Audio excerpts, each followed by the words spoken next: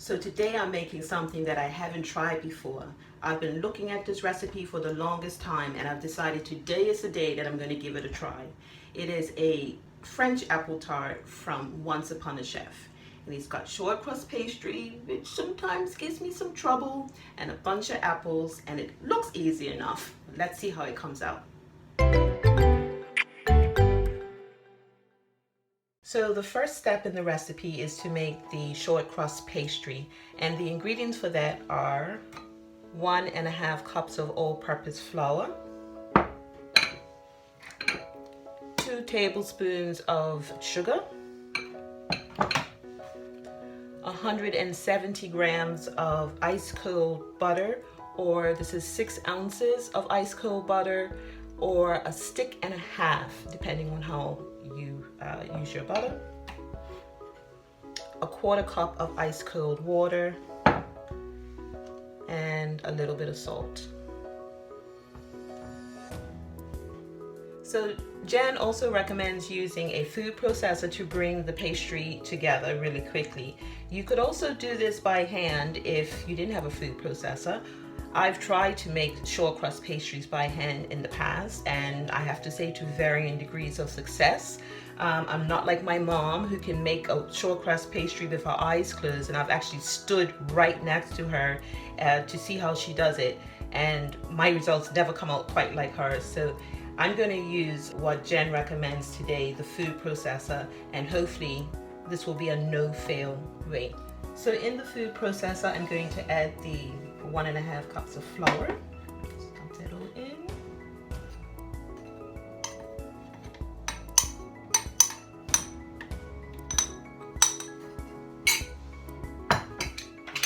Two tablespoons of sugar. 1, 2. That to the side. And it calls for a 1/2 teaspoon of salt,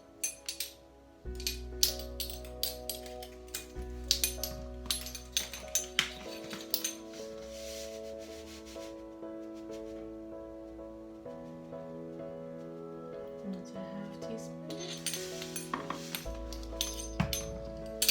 Okay, I'm going to juice these up real quick first before I put in the butter.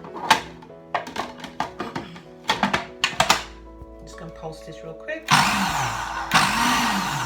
Okay. Now I will add the butter. This is 170 grams of ice cold butter. I've cubed this up and I had it in the fridge while I was preparing everything, so it stays nice and cold. I think this is one of the challenges that I've had with short crust pastry in the past, is that I've used my hands and my hands have been a bit too warm, I think.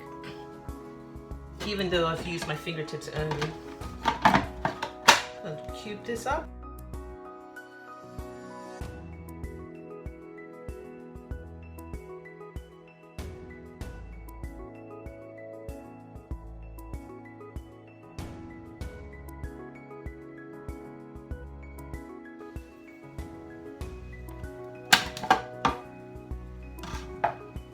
Just checking that it's, yes, the butter has been incorporated in the flour. You get these sort of crumbs. So now I'm going to add the water.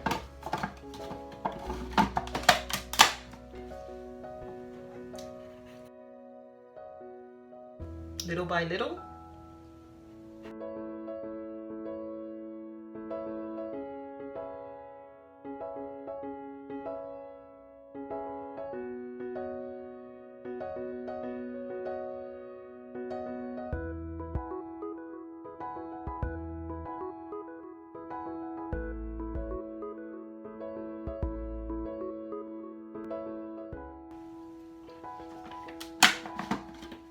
Yes, and it's come together really nicely. There we go. The next step is to turn it out onto the board and shape it into a disc. Hello, here we go. Okay, so I'm going to now pour this out onto the surface. Let's take out the clip in the middle first. Makes it easier to get the dough out. As you can see, I don't use this very often. But it is a nifty tool to have in your kitchen for these times like this when you do need one. Just pulling that out.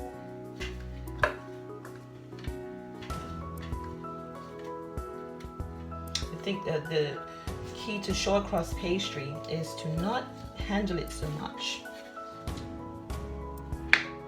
So I'm doing my best. I'm just gonna put this to the side. Take the rest over here. This is quite exciting. You know, some recipes are a bit more challenging than others. You know, shortcrust pastry for me has been one of those type of recipes, but I don't give up. I keep trying.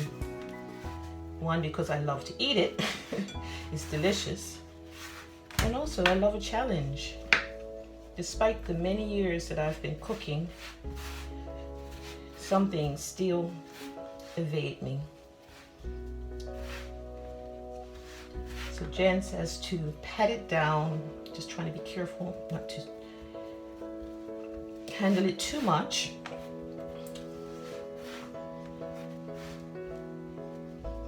And then I'm going to roll it out just slightly. So I have my rolling pin, just put a little bit of flour on it. She says to roll it out to about a 8 to 10 inch circle. Well, at the moment it's looking like a square, but that's okay. And what we're gonna do is we're gonna put this in the fridge chill while we prepare the apples. I think that's all I'm going to do for now, guys. Okay, I'm just going to transfer this to a pan that I've just put a piece of parchment on, and then I'll chill it in the fridge while we prepare the apples.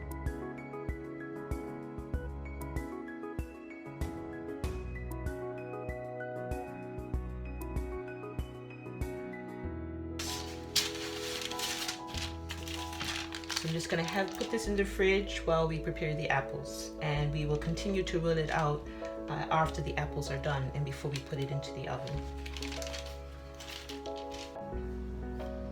So Jen recommends 3 large apples for this recipe, and she recommends using only baking such as Granny Smiths.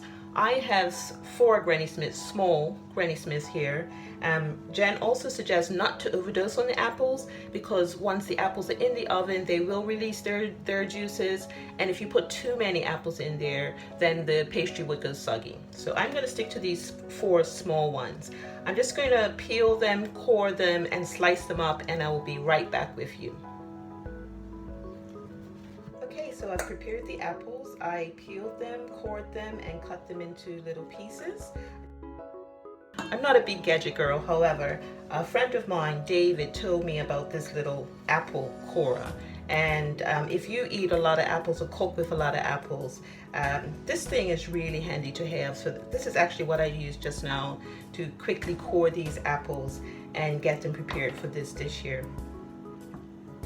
So to the apples, we are going to add a 1/3 cup of sugar.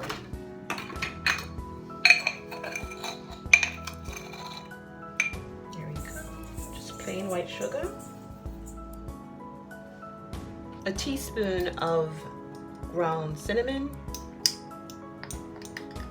apples and cinnamon, classic,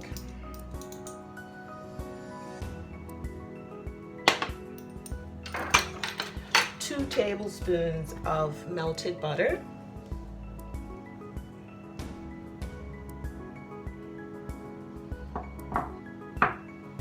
teaspoon of vanilla,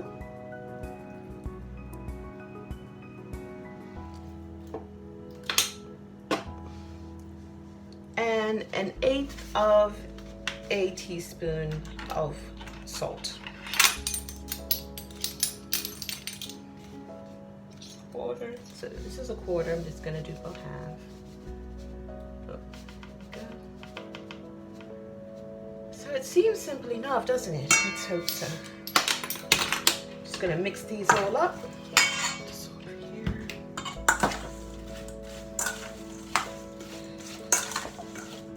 These will cook in the oven.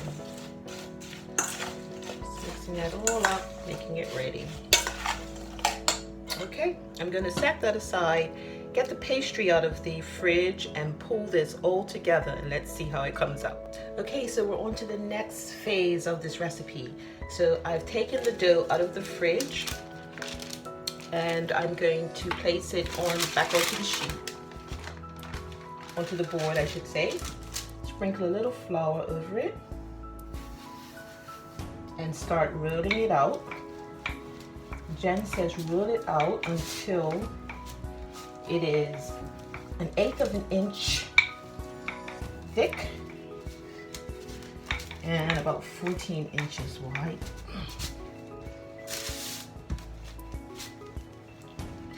And she said it doesn't matter if it cracks because you can just pinch it together. So I'm trying to use my mantra of having no fear. Just going for it.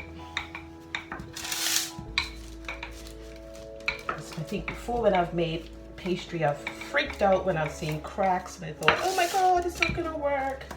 But Jenn specifically says it's okay if it cracks. Just pinch it back together, which I'm doing, and I'm rolling it out.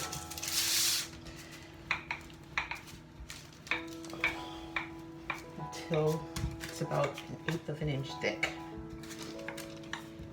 And the beauty of this recipe is that it's a rustic apple tart, so it doesn't have to be perfect, which is awesome. It's getting a little easier as I go, as I let go of my fear, just go with the flow. Wonderful since I'm actually not touching it. See the butter all through there. That's what's going to make the amazing flake on this. So a little bit more flour, just a little further to go. That's about 1/8 of an inch, I think. A little bit further. Okay. That aside, just back onto the baking sheet. I'm going to bring the baking sheet over. Actually, I want to roll it just a little bit more, just a little bit more, just a little wider.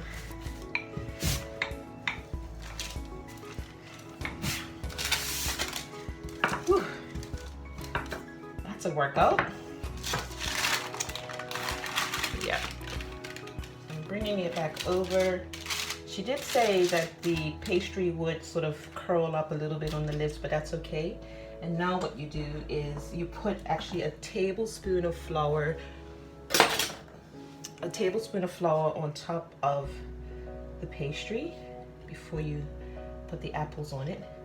And I assume this is because this flour will help to absorb whatever juices come out of the apples. Melt it all through. And now you assemble the apples. And the photograph on her blog looks so amazing. I'm going to do my best, but I'm not the crafty type. She says to place the apples 3 inches from the edge of the pastry. She's going to fold this over.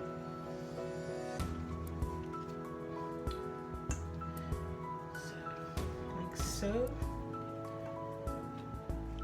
And it's important to use apples that are good for baking, like Granny Smith, Fuji. It's another brand of apple, but you don't want to use anything that's too soft and that won't be able to stand up to the bake. Yep. And I use those 4 small ones, and it looks like it will be enough. I mean, the juice alone that's come out of this while I was preparing the dough, it's interesting.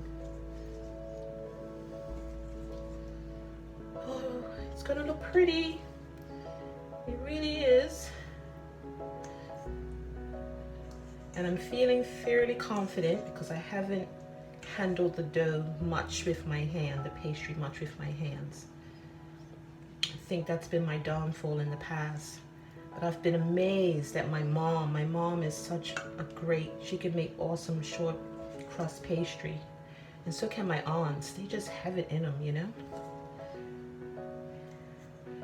And it's just been one of those things that I've just had to keep trying at.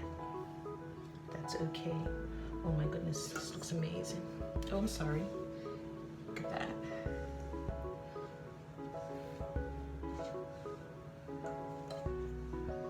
Just placing them all around, trying to make them look pretty. Couple more to go. Turn that one over.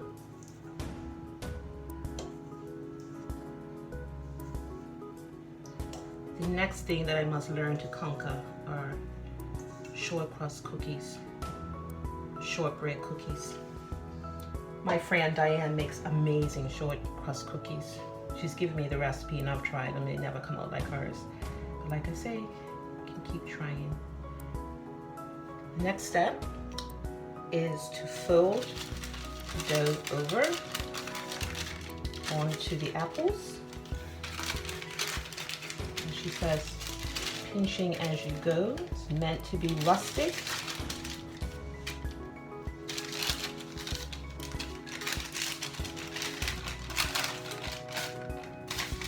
I mean, I feel like my fingers are already melting the butter that's in here. Trying to be quick about it. Fold that over. Put it down slightly.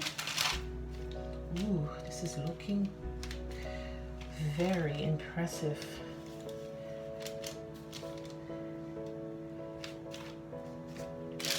And now the final step, well, 2 steps before you put it into the oven.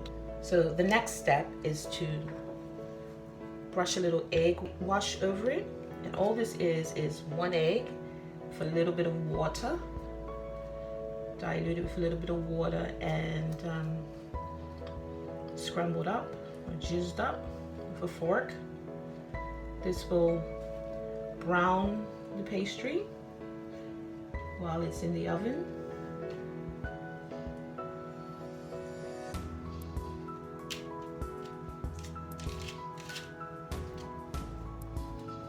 So a little bit of egg wash.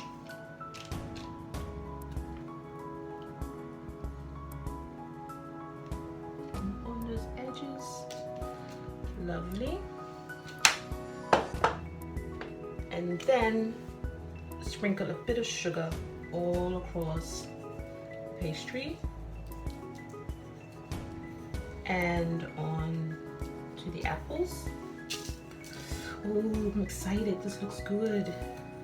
I have a good feeling about this. I really do.